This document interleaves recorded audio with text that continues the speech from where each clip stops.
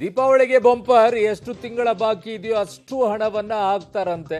So arrears ಅದು public T ಸರಣಿ ವರದಿಗಳ ಬಳಿಕ ಈಗ ಗೃಹಲಕ್ಷ್ಮಿ ಲೋಪವನ್ನ ಸರಿಪಡಿಸಿದ್ದಾರೆ ಸಚಿವೆ. ಸೊ ಗೃಹಲಕ್ಷ್ಮಿಯರಿಗೆ ಈಗ 3 ತಿಂಗಳು ಆಗಸ್ಟ್ನಲ್ಲಿ ನೋಂದಣಿ ಮಾಡ್ಕೊಂಡು ಯಾರಿಗೆ ದುಡ್ಡು ಬಂದಿಲ್ಲ ಅವರೆಲ್ಲರಿಗೂ ಕೂಡ ಒಟ್ಟಾರೆ ಸೇರಿ ಒಂದು 3 ತಿಂಗಳದ್ದು ಆಗಸ್ಟ್, ಸೆಪ್ಟೆಂಬರ್, ಅಕ್ಟೋಬರ್ 3 ತಿಂಗಳು ಸೇರಿ 6,000 ರೂಪಾಯಿ ಬರುತ್ತೆ ನಿಮಗೆ. ಜಾಕ್ಪಾಟ್. ತಿಂಗಳದ್ದು 12 ಲಕ್ಷ ಜನರ ದುಡ್ಡು ಉಳಿದಿದೆ. ಆ ದುಡ್ಡು ಕೂಡ ನಮಗೆ ವಾಪಸ್ ಬರೋದಿಲ್ಲ. ಆ ದುಡ್ಡು ಕೂಡ ಬ್ಯಾಂಕ್ ಅಕೌಂಟ್ನಲ್ಲೇ ಇದೆ. ಇನ್ನು 3ನೇ ತಿಂಗಳು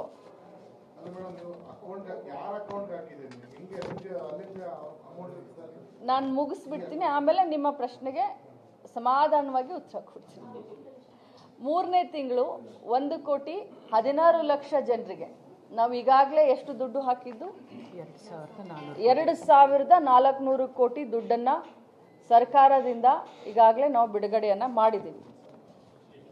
2,400 ಕೋಟಿ 3ನೇ ತಿಂಗಳದ್ದು. ಈ ಎಲ್ಲ ಇದರಲ್ಲಿ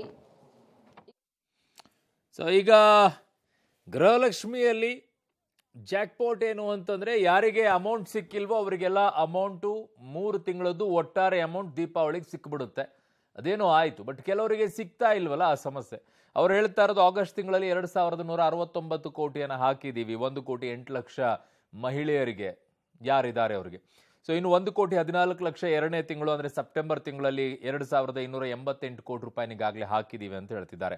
ಅಕ್ಟೋಬರಲ್ಲಿ 1,16,65,000 ಖಾತೆಗಳಿಗೆ ಅಮೌಂಟನ್ನು ಹಾಕಿದ್ದೀವಿ ಅಂತೇಳಿ. ಒಟ್ಟು ಇರುವಂಥದ್ದೇ BPL ಕಾರ್ಡು 1,28,00,000 ಇರೋದು. ಸೊ ನನ್ನ ಸಹೋದ್ಯೋಗಿ ಸುಖೇಶ್ ಈಗ ನನ್ನೊಂದಿಗೆ ದೂರವಾಣಿ ಸಂಪರ್ಕದಲ್ಲಿದ್ದಾರೆ. ಸುಖೇಶ್, ಗೃಹಲಕ್ಷ್ಮಿ ವಿಚಾರದಲ್ಲಿ ಏನೆಲ್ಲ ಅಪ್ಡೇಟ್ಸ್ಗಳನ್ನ ಹೇಳ್ತಾ ಇದ್ದಾರೆ ಮಾನ್ಯ ಸಚಿವೆಯವರು? ಅರುಣ್, ಪ್ರಮುಖವಾಗಿ ಈಗ BPL ಕಾರ್ಡ್ಗಿಂತ ಪ್ರಮುಖವಾಗಿ ಇಲ್ಲಿ ಹಣಕ್ಕೆ ಅಥವಾ ಯಾರು ಅರ್ಜಿ ಹಾಕಿದ್ರು ಅವೆಲ್ಲವೂ ಕೌಂಟ್ ಮಾಡಿದಾಗ 1,16,00,000 ಜನ ಅರ್ಜಿ ಹಾಕಿದ್ದಾರೆ ಅನ್ನುವಂಥದ್ದು. ಅಂದ್ರೆ 7,90,000 ಜನರಿಗೆ ಪೆಂಡಿಂಗ್ ಇದೆ ಅನ್ನುವಂತ ಮಾಹಿತಿಯನ್ನ ಕೊಡ್ತಾ ಇರುವಂತದ್ದು. ಅಂದ್ರೆ 3 ತಿಂಗಳು ಆದ್ರೂ ಕೂಡ, ಜಾರಿಯಾಗಿ 3 ತಿಂಗಳಾದ್ರೂ ಕೂಡ ಸ್ಪಷ್ಟವಾಗಿ ಎಲ್ಲರಿಗೂ ಕೂಡ ಹಣವನ್ನು ತಲುಪ್ತಾ ಇಲ್ಲ ಅನ್ನುವಂಥದ್ದು ಇದರಿಂದ ಸ್ಪಷ್ಟ ಆಗುತ್ತೆ. ಆದ್ರೆ ಅಂಕಿ ಸಂಖ್ಯೆಗಳ ವಿಚಾರದಲ್ಲಿ ಸಾಕಷ್ಟು ಗೊಂದಲ ಇತ್ತು. ಸುಮಾರು 17-18 ಲಕ್ಷ ಜನರಿಗೆ ತಲುಪಿಲ್ಲ ಅನ್ನುವಂತ ಮಾಹಿತಿಗಳಿತ್ತು. ಆದ್ರೆ ಈಗ ಹಾಗಾಗಿಲ್ಲ ಅನ್ನುವಂತ ಸ್ಪಷ್ಟನೆಯನ್ನು ಅವ್ರು ಕೊಡ್ತಾ ಇದ್ದಾರೆ. ಆದ್ರೆ ಒಂದು ಸ್ಪಷ್ಟ, ಯೋಜನೆ ಜಾರಿಗೆ ಬಂದು 3 ತಿಂಗಳಾದ್ರೂ ಕೂಡ ಇನ್ನೂ ಗೃಹಲಕ್ಷ್ಮಿಯ ಯೋಜನೆಯ ಫಲಾನುಭವಿಗಳಿಗೆ ಸೂಕ್ತವಾಗಿ ಹಣ ಅದನ್ನ ಸರಿಪಡಿಸುವಂತ ಪ್ರಯತ್ನದ ಭಾಗವಾಗಿ ಇವತ್ತು ಕಡೆ ಒಂದಷ್ಟು ಕಡೆಗಳಿಗೆ ಈ ಗವರ್ನೆನ್ಸ್ಗೆ ಸಂಬಂಧಪಟ್ಟಂತೆ ಇಲಾಖೆಗಳಿಗೆ, ಕಚೇರಿಗಳಿಗೆ ಭೇಟಿಯನ್ನು ಕೊಟ್ಟಿರುವಂತದ್ದು ಸಚಿವೆ ಲಕ್ಷ್ಮೀ ಹೆಬ್ಬಾಳ್ಕರ್ ಅವರು ಅನ್ನುವಂಥದ್ದು. ಹಾಗಾಗಿ ಅದರ ಬಗ್ಗೆ ಒಂದಷ್ಟು ಮಾಹಿತಿಗಳನ್ನು ಕೂಡ ಅವರು ಕೊಡ್ತಾ ಇರುವಂತದ್ದು. ಅರುಣ್, ಓಕೆ, ಹಾಗಿದ್ದಾಗ ಈಗ ಬಾಕಿ ಉಳ್ಕೊಂಡಿರುವಂತ ಅಮೌಂಟ್ ಅನ್ನ ಒಟ್ಟಿಗೆ ಹಾಕುವಂತದನ್ನ ಹೇಳ್ತಾ ಇದ್ದಾರೆ. ಈಗ ಒಟ್ಟು ಅವರು 1 ಕೋಟಿ ಎಷ್ಟು ನೋಂದಣಿ ಆಗಿತ್ತು? 1,08,00,000 ಅಂತ ಹೇಳ್ತಾ ಇದ್ರು ಆಗಸ್ಟ್ ನಲ್ಲಿ, 1,14,00,000 ಸೆಪ್ಟೆಂಬರ್ ಅಲ್ಲಿ ಅಂತ ಹೇಳ್ತಾ ಇದ್ರು, 1,16,00,000 ಅಂತ ಹೇಳ್ತಾ ಇದ್ರು. ಬಟ್ ಈ 7 ಲಕ್ಷ ಯಾವುದು ಪೆಂಡಿಂಗ್ ಉಳಿದಿರೋದು? ಅಮೌಂಟ್ ರಿಲೀಸ್ ಮಾಡಿರೋ ಅಮೌಂಟು ಹೇಳ್ತಾ ಇದ್ದಾರೆ. 7 ಲಕ್ಷದ ಅಮೌಂಟ್ ಎಲ್ಲಿದೆ? ಅದು ಹೇಗೆ ರಿಲೀಸ್ ಮಾಡ್ತಾರೆ ಅದನ್ನ?